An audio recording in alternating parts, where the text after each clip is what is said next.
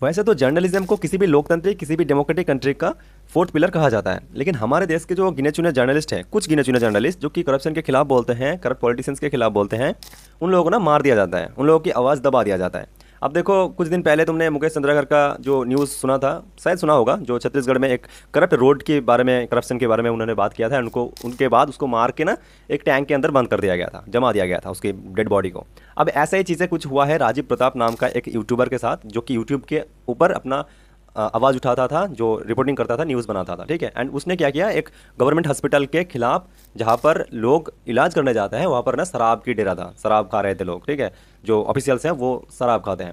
पहले तो मैं वो वीडियो दिखाता हूँ जो उन्होंने किया है, एंड उनके उसके लिए उसको मारा गया है, तो पहले वो वीडियो देखो, ठीक है। एंड उसके बाद इसके ऊपर हम डिटेल में चर्चा करेंगे। तो वीडियो में हम देखते हैं पहले क्या होता है। ये हालत है यहाँ के सारे डॉक्टर्स से, मैं क्या बोलूं, लेकिन यहाँ के जो सीएमएस हो गए, सीएमओ हो गए, ये कभी राउंड पे नहीं आते हैं। कभी इस छत के ऊपर ही आते भी होंगे क्या? मुझे तो नहीं लगता कि इस छत पे आते होंगे। यहाँ हड्डी रोग के डॉक्टर तो है नहीं, पर भाई साहब आप किस चीज का इलाज करने किस उम्मीद से यहाँ पर आए हैं बताइए। यहाँ इंसानों को इलाज हो जाए वही बड़ी बात है। मैंने मार जाइए, मत डरिए, कुछ नहीं करेगा। मैं खड़ा हूँ जिला चिकित्सालय का जो ट्रॉमा सेंटर है, मैं इसके ऊपर खड़ा हूँ।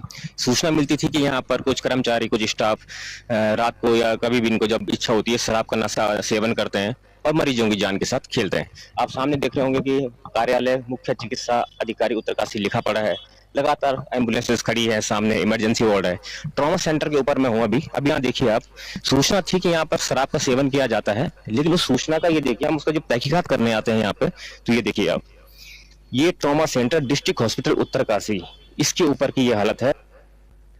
तो वीडियो देख के जितना तुम्हें भी पता चल रहा है, मुझे भी पता चल रहा है कि उनको ये खबर मिला था कि हॉस्पिटल के अंदर ना कुछ स्टाफ, डॉक्टर जो है वो ड्रिंक करते हैं, ठीक है। आपको पता है कि किस चीज़ की ड्रिंक करते हैं, एंड वो उस हालत पे लोगों की इलाज करते हैं। तो इसी चीज़ को वो कवर करने के लिए हॉस्पिटल जाते हैं। एंड इसके बाद ना उनको कंटिन्यूसली जो स्टाफ हैं, जो पॉलिटिशियंस हैं, या फिर जो मतलब हेड हैं, वो उनको फोर्स कर रहे थे कि भाई तू वीडियो डिलीट कर दे या फिर कुछ गलत हो जाएगा। ऐसे थ्रेट्स उसको मिल रहा था, जैसा कि उसके बीबी ने कहा है आफ्टर डेथ, आफ्टर ये इंसिडेंट होने के बाद। वो भी वीडियो मैं आप लोगों को दिखाऊंगा। तो ये चीज़ें वहाँ पर चल रहा था, एंड ये राजीव प्रताप जो जर्नलिस्ट हैं वो उस चीज़ को कवर कर रहे थे। एंड इसके बाद तुरंत ही 2 दिन के अंदर ही इसका जो है एक मतलब एक ऐसा एक्सीडेंट होता है जो कि अनप्रिडिक्टेबल है, ठीक है, जितना उनका वाइफ का कहना है। तो पहले तो उनका कहना, हम उनका जो स्टेटमेंट है वो सुन लेते हैं, उसके बाद इसके ऊपर डिटेल में चर्चा करते हैं। और मेरा नाम मुस्कान है, मैं राजीव प्रताप की वाइफ हूँ। तो सर, वो मेरी लास्ट बात जो उनसे हुई थी, वो 11 बजे हुई थी उनसे लास्ट जो बात हुई थी मेरी उनसे। उसके बाद सर मुझे नहीं पता है कि वो कहाँ हैं, क्या हैं, कैसे हैं, किस हालत में हैं सर। और मुझे जिन लोगों पे वो है वो थोड़ा परेशान थे, कई दिनों से मुझे बता रहे थे। इतना स्पष्ट तो उन्होंने मुझे बताया नहीं क्या है, कैसे है। और मेरी उनसे बात हो रही थी तो मुझे बातों ही बातों में बता रहे थे कि मैं कई दिनों से परेशान हूँ। मैंने यहाँ हॉस्पिटल में वीडियो बनाई थी, स्कूल में यहाँ वीडियो बनाई थी। तो उस चक्कर से मुझे कई लोगों के फ़ोन आ रहे हैं कि वीडियो डिलीट कर वरना हम तुझे मार देंगे, ये कर देंगे, सो कर देंगे। सर मैंने उनसे कहा भी हम इस बात पे थोड़ा कार्रवाई करते हैं, उनका ऐसा कुछ नहीं है, पत्रकारों के ऐसे फ़ोन आते रहते हैं सर। तो मैं उसमें ज़्यादा वो नहीं। तो जैसे कि मैंने आपको बोला था कि उनको जो है डेथ थ्रेट मिल रहा था कॉल के थ्रू कि भाई तू वीडियो डिलीट कर दे वरना तेरे साथ खराब हो जाएगा, कुछ गलत हो जाएगा। तो जितना उनका वाइफ का कहना है, एंड उनका वाइफ का भी डिमांड है कि इसके ऊपर सीबीआई की इंक्वायरी हो, जांच किया जाए सीबीआई के द्वारा, ताकि जो सत्य है वो निकल के आ जाए।